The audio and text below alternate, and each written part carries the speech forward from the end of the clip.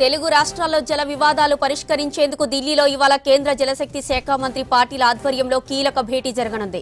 ఇవాళ మధ్యాహ్నం 2:30 జరిగే ఈ సమావేశానికి తెలంగాణ సీఎం రేవంత్ రెడ్డి, ఆంధ్రప్రదేశ్ ముఖ్యమంత్రి చంద్రబాబు నాయుడు హాజరు కానున్నారు. ఇప్పటికే ఢిల్లీకి చేరుకున్న సీఎం రేవంత్, మంత్రి ఉత్తమ్ కుమార్ రెడ్డి సమావేశంలో రాష్ట్ర వాటాపై నిలదీయనున్నారు. రైటిక జల వివాదంపై మరిన్ని డీటెయిల్స్ మనకందించడానికి ఢిల్లీ నుంచి మదార్ లైవ్ లో అందిస్తారు. మదార్, చెప్పండి, ఇవాళ రెండు రాష్ట్రాల సీఎంలతో జరగనున్న సిడబ్ల్యూసీ సమావేశంపై అప్డేట్స్ ఏంటి? మధ్యాహ్నం 2:30కు కేంద్ర జలశక్తి శాఖ మంత్రి సిఆర్ పాటిల్ కార్యాలయంలో ఈ భేటీ జరగబోతా ఉంది. రెండు రాష్ట్రాల సీఎంలు రేవంత్ రెడ్డి, చంద్రబాబు నాయుడు ఇద్దరు కూడా హాజరవుతారు. వీరితో పాటు ఇరిగేషన్ శాఖ మంత్రులు ఉత్తమ్ కుమార్ రెడ్డి, అటు ఏపీ నుంచి జలశక్తి వారికి సంబంధించినటువంటి నీటిపారుదల శాఖ మంత్రి కూడా ఈ సమావేశంలో పాల్గొంటారు. అయితే ప్రధానంగా రెండు రాష్ట్రాలకు సంబంధించి కృష్ణానదికి సంబంధించినటువంటి వాటా ఉంది, అలాగే గోదావరి జలాలకు సంబంధించినటువంటి అంశాలకు సంబంధించి జలాల పంపిణీకి సంబంధించి చాలా రోజుల నుంచి కూడా వివాదం ఉంది. గతంలో తాత్కాలికంగా రెండు రాష్ట్రాల మధ్య నీటి కేటాయింపులు జరిగాయి, పూర్తి స్థాయి కేటాయింపులు జరగలేదు. అయితే తెలంగాణకు ఆ కేటాయింపుల్లో నష్టం జరిగింది.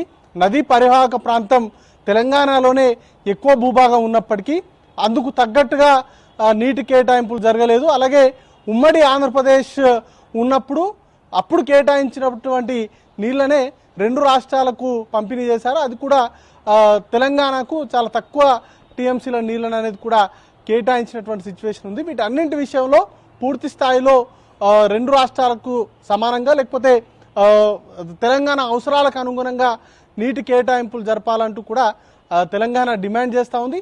వీటితో పాటు చాలా ఇంపార్టెంట్ ఇష్యూ బనకచెర్లకు సంబంధించినటువంటి అంశము. దానికి సంబంధించి తెలంగాణ ప్రభుత్వము గతంలో 2-3 సార్లు సిఆర్ పాటిల్ను కలిసినటువంటి సందర్భంలోనే తమకున్నటువంటి అభ్యంతరాలను వ్యక్తం చేశారు. దాంట్లో భాగంగానే ఇప్పుడు ఈ రోజు జరగబోయేటువంటి కీలక సమావేశంలో కొన్ని ఎజెండా అంశాలను కూడా తెలంగాణ ప్రభుత్వం కేంద్ర ప్రభుత్వానికి విజ్ఞప్తి చేసింది. కృష్ణా, గోదావరి రెండు నదులకు సంబంధించి ప్రస్తుతానికి కట్టినటువంటి ప్రాజెక్టులకు సంబంధించినటువంటి అనుమతులు, వాటికి సంబంధించినటువంటి నీటి కేటాయింపులు, రెండు రాష్ట్రాల మధ్య న్యాయబద్ధంగా నీటి కేటాయింపులు జరపాలనేటువంటి డిమాండ్స్ ఉన్నాయి. వాటితో పాటు తెలంగాణకు సంబంధించి ఒక ప్రాజెక్టుకు జాతీయ హోదా ఇవ్వాలి. ఇట్లాంటి ఒక 9 అంశాలను ప్రతిపాదించింది. వీటిపైన చర్చకు తాము సిద్ధం. బనకచెర్ల అంశం పైన చర్చించాల్సినటువంటి అవసరం లేదు. ఇప్పటికే కేంద్ర సంస్థలు, ముఖ్యంగా సిడబ్ల్యూసీ కావచ్చు, లేకపోతే ప్రాజెక్టుకు సంబంధించి ఇటీవల ఎన్విరాన్మెంటల్కి సంబంధించినటువంటి ఎక్స్పర్ట్స్ అప్రైజల్ కమిటీ కూడా వారు సమర్పించినటువంటి ప్రీ ఫీజిబిలిటీ రిపోర్ట్కి సంబంధించి కూడా అభ్యంతరాలు తెలిపింది. వాటిని వెనక్కి పంపింది. ప్రస్తుతం ఉన్నటువంటి సిచ్యువేషన్స్లో ఎందుకంటే సిడబ్ల్యూసీ అనుమతి లేదు, వాటితో పాటు ఈ గోదావరి అవార్డు కూడా ప్రాజెక్టుకు సంబంధించి నీటి కేటాయింపులు జరపలేదు. వీటన్నింటినీ దృష్టిలో ఉంచుకొని ఆ ఫీజిబిలిటీ రిపోర్ట్, ప్రీ ఫీజిబిలిటీ రిపోర్ట్కి సంబంధించి అప్రైజల్ కమిటీ తిరస్కరించింది. అయితే గోదావరి నదికి సంబంధించి ఏ మేరకు వరద జలాలు ఉన్నాయి, వాటికి సంబంధించినటువంటి లెక్కింపు, వీటన్నింటిపైన కూడా వివరాలు ఇవ్వాల్సిందిగా గతంలోనే ఆంధ్రప్రదేశ్ ప్రభుత్వాన్ని కోరింది. అయితే వాటిపైన ఈరోజు జరగబోయేటువంటి కీలక సమావేశంలో చర్చలు జరుపుతారా, బనకచెర్ల అంశం పైన చర్చ జరుపుతారా అనేది తేలాల్సి ఉంది. అయితే ఏపీ మాత్రం బనకచెర్ల అంశాన్ని ఎజెండాలో చేర్చి దానిపైన చర్చ జరపాలంటూ కూడా కేంద్రాన్ని విజ్ఞప్తి చేసింది. అయితే రాష్ట్ర ప్రభుత్వంగా ఇప్పటికే బనకచెర్ల పైన అయితే ఇప్పటికిప్పుడు చర్చించాల్సినటువంటి అవసరం లేదు. ఆ ప్రాజెక్టుకు సంబంధించి ఎటువంటి అనుమతులు లేవు, డిపిఆర్ కూడా పూర్తి స్థాయిలో సమర్పించలేదు. వాటికి సంబంధించి కేంద్ర ప్రభుత్వానికి సంబంధించినటువంటి సంస్థలే వాటికి సంబంధించినటువంటి అనుమతులు ఇవ్వలేదు. దాంతోపాటు విభజన చట్టానికి కూడా వ్యతిరేకంగా ఆ ప్రాజెక్టు ఉంది. పోలవరానికి సంబంధించినటువంటి అథారిటీ కూడా ప్రస్తుతానికి ఉన్నటువంటి సిచ్యువేషన్స్లో దానికి సంబంధించి ముందుకు వెళ్లాల్సినటువంటి అవసరం లేదనేటువంటి దిశగా నివేదికలు కూడా ఇచ్చినటువంటి నేపథ్యంలో వాటన్నిటినీ కాదని ఇప్పుడు కేంద్ర ప్రభుత్వం బనకచెర్ల పైన చర్చ జరిపితే ఖచ్చితంగా ఆ కేంద్ర సంస్థలకు సంబంధించినటువంటి శాంటిటీని క్వశ్చన్ చేసినట్టుగా ఉంటుంది. కాబట్టి బనకచెర్ల పైన ఈ రోజు జరగబోయేటువంటి మీటింగ్లో చర్చించాల్సినటువంటి అవసరం లేదు.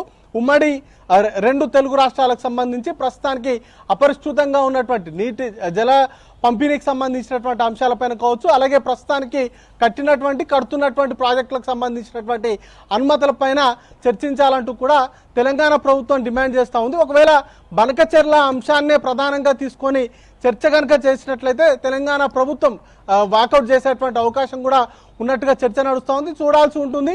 మొత్తంగా రెండు రాష్ట్రాలకు సంబంధించినటువంటి కీలక సీఎంలు అలాగే కేంద్ర మంత్రి ఈ భేటీలో ఉంటారు కాబట్టి ఖచ్చితంగా ఈ భేటీ తర్వాత కొన్ని కీలక అంశాలపైన ఎప్పటి నుంచో అపరిష్కృతంగా ఉన్నటువంటి సమస్యలపైన పూర్తి స్థాయిలో ఒక క్లారిటీ అయితే వచ్చేటువంటి అవకాశం ఉంది.